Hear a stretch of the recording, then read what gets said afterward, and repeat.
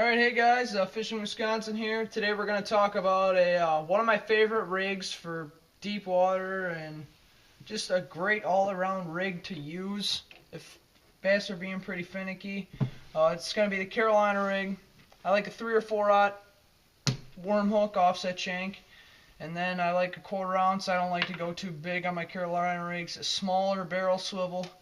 This is just a standard barrel swivel. You can get them like owner has them for $6 for 5, but they got ball bearings in there. Gonna need some like a 24-inch liter of fluorocarbon. It's 12-pound Suffolk fluorocarbon, and then your main line. All this summer I was throwing this on my 6.6 Shimano Voltius.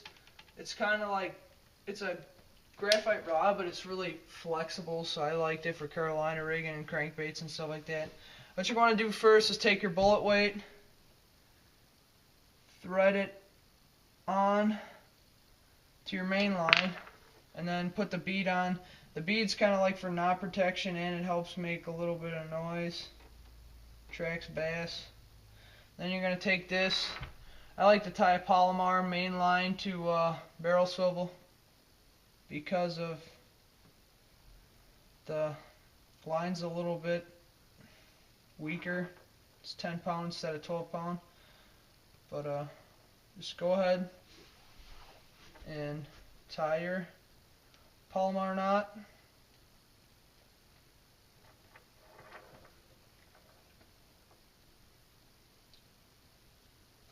And this is a rig that a lot of people are just afraid to fish, period. They're like, oh, Carolina rigging, that's so hard. It's not really a hard rig to learn. But it's just a thing that you gotta just go out there, leave everything else at home. Like what I like to do is I have a little box. I'll put in some worm hooks and stuff like that, and some beads and barrel swivels, everything that's essential for Carolina rigging. But I'll leave my regular terminal tackle at home, and my hard baits at home, and my frogs and stuff at home.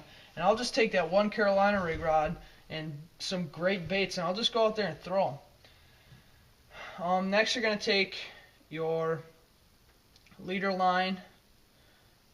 Can't tie Palomar because of the barrel swivels there. But then you just kind of cinch it down.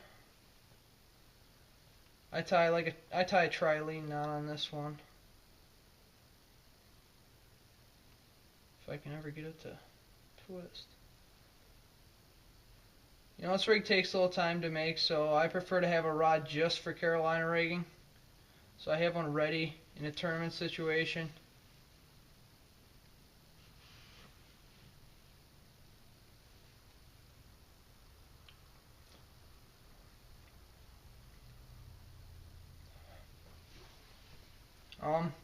Again, this is going to be I got a couple lakes that are this rig's just plain hot on. One of them's going to be Center Lake, where there's a couple creek channels that are real sandy on the bottom. And I throw that straight down the middle of the creek channel, just drag it back. Then you're going to have, your rig should start looking a little bit like that. 2 lines attached to a barrel swivel. Again, I'm going to leave a little bit of extra because, I don't know, it's just kind of a thing for me to leave a tad extra on a Carolina rig up by the barrel swivel. Just, I guess, kind of comfort kind of thing. I don't know. Weird. But 12-pound fluorocarbon's my line of preference. Then you're going to have something that looks a little bit like this. You got your weight, your barrel swivel, and then you got your big old tag line. Then you can tie Palomar to your worm hook then. 3/0 owner. I recommend owner hooks just because they're, I don't know, it's just something about them. I use Gamakatsu, and I switched to owner, and I just never really started missing fish as much as Gamakatsu's. I got started with it with their screw lock hooks with the Stanley Rivet Frog, and now I just use them for everything. There's great hooks to use, great hooks to have in your box. But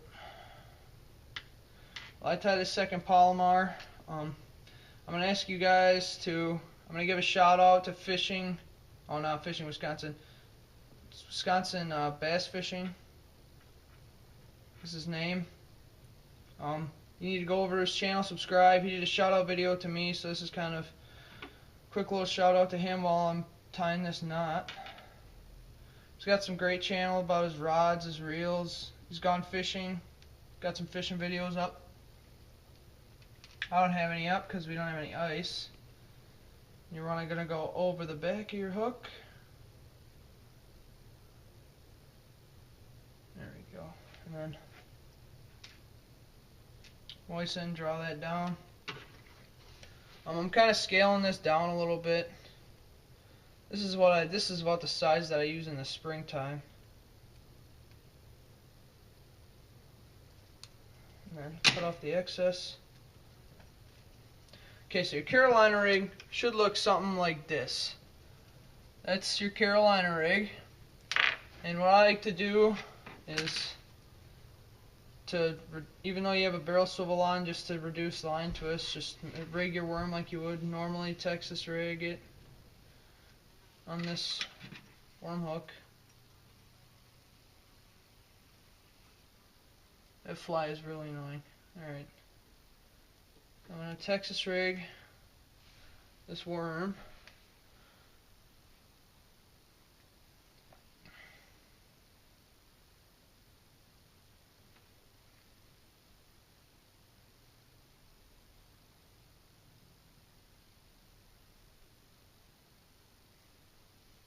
This is a June bug color Vinterbaits 10-inch ribbon tail worm, but that's what it's gonna look like.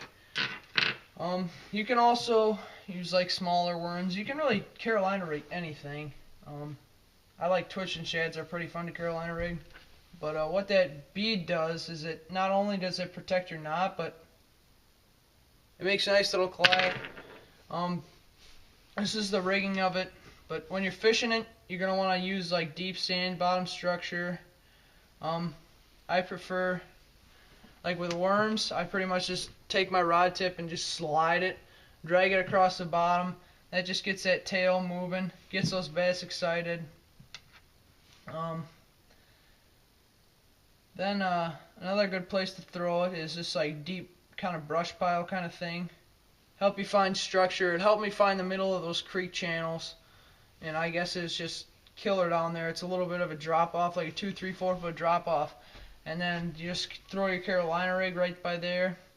And they'll just, some bass will come off that ledge and they'll hit that big worm that's just sliding along the bottom there. Another good place is going to be like a sand flat or rock flats. I don't like Carolina rigging in the weeds much. It's just too much. Again, this is a real rig that you got to get confidence on. So just go out there and fish it. Leave everything else at home besides Carolina rig. Fishing Wisconsin, and I'll see you guys later.